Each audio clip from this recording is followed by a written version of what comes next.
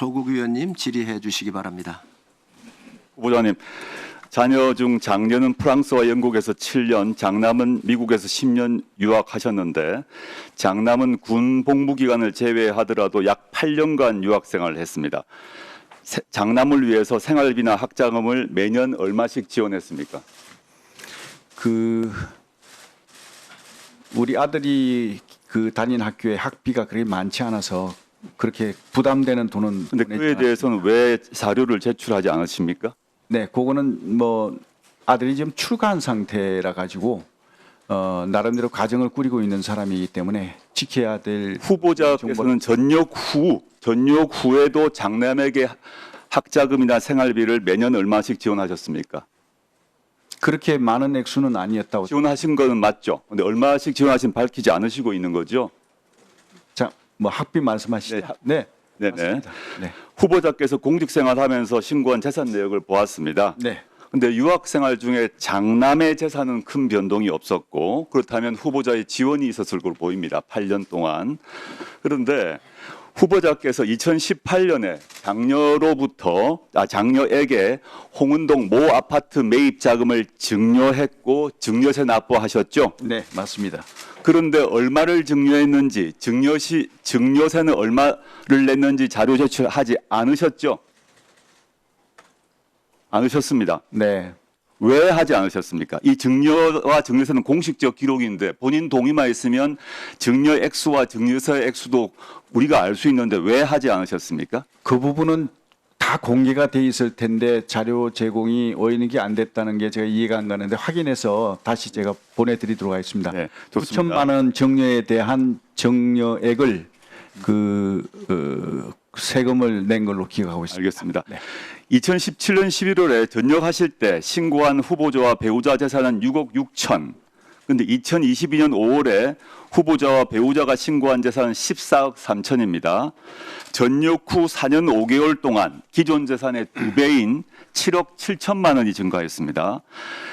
이래서 이제 실제 여당 의원께서도 강대식 의원께서도 이상하게 생각하셨는지 이 증가 내용 입증 자료를 요구하셨는데 강대식 의원님이 요구하셨는데 제출하지 않으셨습니다. 왜 제출 안 하셨습니까? 그 자료를 저는 다 제출한 걸로 알고 있는데 제가 확인해 보겠습니다. 그리고 그 부분은 제가 지금 구두로 아니 그건 나중에 주시고요. 그러면 제출하셨다는 네네. 말입니까? 제가 확인해 보겠습니다.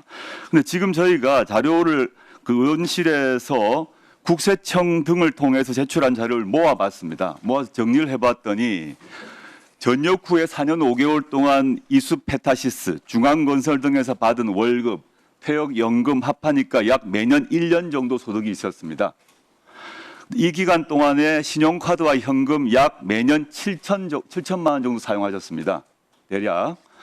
그리고 이때 2018년에 장녀 아파트 매입 위해서 증여하셨고 장남 유학을 위해서 지원하셨습니다. 맞으시죠? 맞습니다. 예. 그런데 2018년과 21년 두 차례 아파트 거래를 통해서 총 4억 1천만 원의 시세 차익을 얻으셨습니다. 이것이 거의 유일하게 입증 가능한 금액입니다.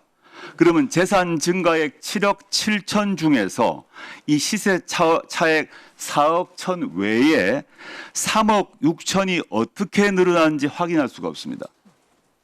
3억 6천의 증가의 부분에 대한 기록이 없다는 것입니다. 이것이 앞으로 오늘 오후에 개원식이 있고 시간이 충분하니까 이 3억 6천에 대한 자료를 제출해 주시고요. 그다음에 2020년 7월 후보자께서는 장녀로부터 홍은동 모 아파트를 매입하셨습니다. 맞죠? 네. 예. 근데 그때 취득 신고서를 보게 되면 이제 법상 친족 간 거래이기 때문에 친족 간 거래가 표시가 되어 있어야 하고 법상 입금 내역서가 첨부되어야 합니다. 취득세 신고서가 있습니다. 근데 제가 지금 오늘까지 이 취득세 신고서를 받지 못했습니다. 제출 안 하셨죠? 한번 확인해 보겠습니다. 네. 취득서 신고서에 실제 거래 내역이 없거나 취득세 등록증에 기재가 안 되면 그 자체로 불법 증여가 되기 때문입니다. 그래서 2020년 7월 이 시점에 취득세 신고 필증을 또 확인할 게 하나 있는데 보시면 계약금으로 1억 7천 지급했고 잔금 3억 8천 전세 보증금 승계로 대체했다라고 신고하셨습니다. 이 아파트는 매입 1년 후에 2021년 6월에 후보자가 거주하시게 됩니다. 네. 맞죠? 제가 질문은 이것입니다. 이때 그 전세 보증금 후보자가 돌려주었습니까?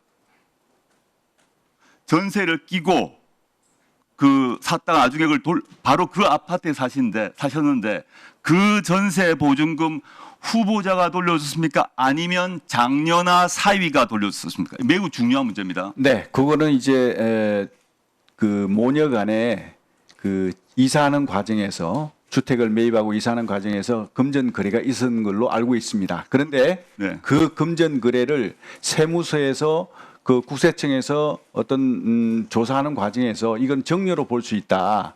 그런 어떤 판단이 있었기에 그러면 거기에 대한 세금을 무는 게 맞다. 그래서 세금을 다 그 부분에 대한 전세 보증금 승계 대체 관련해서 후보자가 돌려준 거는 맞죠. 후보자가 그 해당 액수만큼을 돌려준 거죠. 딸 본인이 돌려주셨던 건 맞죠. 예, 그렇습니다. 본인이 돌려주신 거죠. 예.